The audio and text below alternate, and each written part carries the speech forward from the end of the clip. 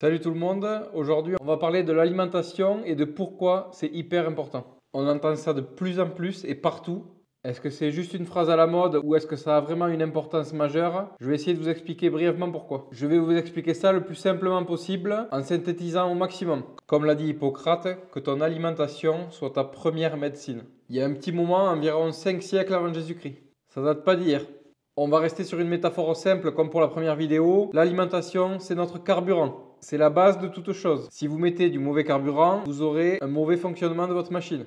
Votre corps, c'est la même chose. Si vous mangez mal, vous allez générer des dysfonctionnements et faire déconner la machine. C'est notre cerveau qui fait fonctionner notre corps et notre cerveau utilise ce fameux carburant. Ce que vous faites, aimez, ressentez, désirez et ambitionnez repose sur une symphonie de processus neurologiques d'une incroyable complexité. Vous n'êtes pas sans savoir actuellement, notre régime alimentaire ultra-industriel est riche en aliments bas de gamme, riche en additifs toxiques et pauvre en nutriments.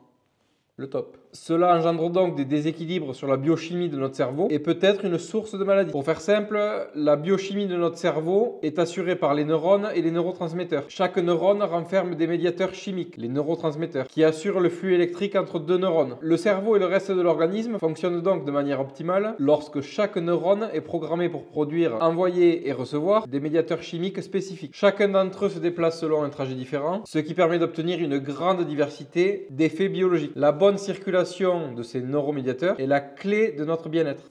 Oui. Pour faire simple, s'ils sont en excès, ça fout le bordel. S'ils sont en déficit, ça fout aussi le bordel. Les 4 principaux neuromédiateurs sont la dopamine, l'acétylcholine, le GABA et la sérotonine. En même temps que je parle, je vous fais défiler la liste des problématiques liées à un déficit en un ou plusieurs de ces 4 neuromédiateurs. Est-ce que vous comprenez mieux maintenant l'importance qu'a l'alimentation ? Si vous manquez d'apport par l'alimentation en un ou plusieurs de ces neuromédiateurs, ce sont les hormones qui vont prendre le relais. Un petit exemple, si vous avez un manque de dopamine, il va y avoir une augmentation du cortisol. Vous imaginez bien le chantier que cela engendre. Si vous avez du mal à imaginer, je vous laisse observer autour de vous l'état de santé général des plus jeunes aux plus vieux. Regardez dans vos proches, dans votre entourage, vous allez bien voir qu'il n'y a pas grand monde qui est en bonne santé. Je ne dis pas qu'absolument toutes les problématiques viennent de là. Continuez Jackson, vous m'intéressez. Mais qu'une énorme majorité sont déclenchées par ce déséquilibre dû à l'alimentation, à une mauvaise alimentation. Est-ce que vous comprenez mieux maintenant l'importance de bien manger, d'apprendre qu'est-ce qu'il faut manger, quand le manger et de mettre une attention particulière à tout ce que l'on ingère? Cela ne veut pas dire qu'il faut se priver en permanence, Le gras, c'est la vie. qu'il faut être hyper rigide et frustré. Non.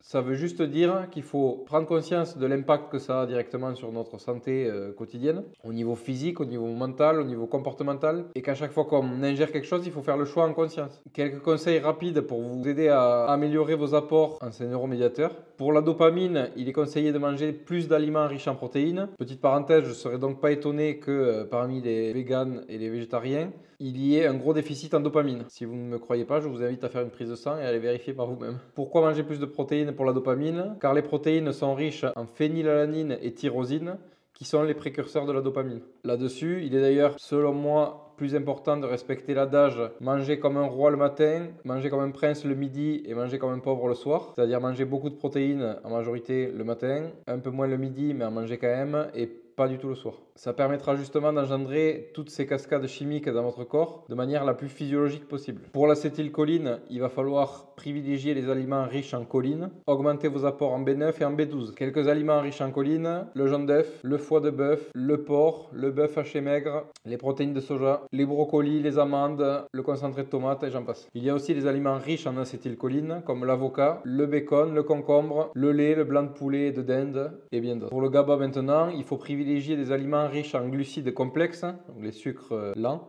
et en protéines, et riches en glutamine. La glutamine qui est l'acide aminé précurseur du GABA. Quelques aliments riches en acide glutamique, amandes, noix, bananes, brocolis, épinards, foie de bœuf, riz complet, et j'en passe. Vous pouvez retrouver assez facilement ces listes-là sur internet en cherchant. Pour ce qui est de la sérotonine, c'est pareil, ça va être présent dans les aliments riches en protéines. Car cela va augmenter vos apports en tryptophane, qui est un acide aminé présent dans les protéines et qui est transformé en sérotonine après ingestion. Quelques aliments riches en tryptophane, l'avocat, fromage, poulet, dinde, canard, porc, etc. Voilà pour les quelques conseils sur l'amélioration de vos apports en ces neuromédiateurs. Vous avez bien compris que si vous êtes végétarien et que vous ne mangez pas de protéines animales, mais uniquement de la protéine végétale, qui est moins bien assimilée, il va falloir augmenter sacrément vos apports. Pour ceux qui mangent déjà de la viande, il va falloir juste apprendre à répartir à quel moment on la mange, donc privilégier le matin et le midi et réduire le soir, voire ne pas manger du tout. Après, c'est en fonction des besoins, ça dépend si vous êtes sportif, si vous êtes en prise de masse, si vous êtes une femme, si vous êtes un homme, ça dépend, voilà, ça dépend des paramètres de chacun en fait. Dans l'information mastery que j'ai fait, Laurent conseille une petite liste de super aliments que je vous transmets ici. Comme vous avez pu l'entendre dans les listes précédentes, il y a plusieurs aliments qui reviennent. C'est pour ça qu'on appelle ça des super aliments, c'est parce qu'ils sont riches en pas mal de choses hyper importantes pour la santé globale et le fonctionnement des neuromédiateurs et le fonctionnement de votre cerveau qui va générer le bon fonctionnement de votre corps. Parmi ces super aliments, il y a l'avocat, l'huile d'olive bio, donc à mettre dans une cuillère à soupe et à verser directement sur les aliments une fois cuits, donc dans votre assiette, et ne pas compter celle que vous utilisez pour la cuisson comme apport. Les myrtilles, le chocolat noir, les œufs bio, le bœuf bio qui est nourri à l'herbe, qui a donc mangé beaucoup d'herbes et qui donc est riche en oméga 3 et pauvre en oméga 6. Ceux qui mangent beaucoup de céréales sont très riches en oméga 6. Petite parenthèse là-dessus d'ailleurs, il est à la mode maintenant de dire qu'on manque d'oméga 3 et qu'on a beaucoup trop d'oméga 6. Tout se trouve dans l'équilibre. Arrêter totalement les oméga 6, c'est pas bon du tout. Il faut continuer à en consommer de manière adaptée. Plus d'oméga 3, un peu moins d'oméga 6, mais il faut continuer à en consommer. Il y a beaucoup de gens qui ont banni l'huile de tournesol de leur alimentation par exemple. C'est pas bon parce qu'en fait, ils se retrouvent maintenant carencés en oméga 6. On peut voir ça en faisant le bilan des acides gras érythrocytaires. Je vous le propose d'ailleurs sur mon site que je vous mets en bas. Il y a les légumes à feuilles vertes, les brocolis, le saumon sauvage. Pourquoi sauvage? Parce qu'il est moins riche en métaux lourds, bien qu'il y ait quand même des métaux lourds présents dans chacun des poissons sauvages, mais de manière plus infime. D'ailleurs, on en a parlé avec Laurent ce week-end, il vous consomme, et moi aussi, de consommer des poissons gras de petite taille car ils ont moins accumulé de métaux lourds. Et les amandes. On va s'arrêter là pour cette vidéo sur l'alimentation et l'importance de l'équilibre alimentaire. J'espère que c'était pas trop lourd en information, que c'est resté assez clair pour que vous puissiez comprendre vraiment l'importance de comment répartir les aliments et de l'importance du choix de la qualité de vos aliments. C'est vraiment la base de tout. C'est comme si on voulait faire une maison et qu'à la place de faire des fondations solides, on balançait de la boue, du sable et quelques graviers et qu'on essayait de bâtir un château immense dessus. Au bout d'un moment, ça va bouger et ça va partir en couille.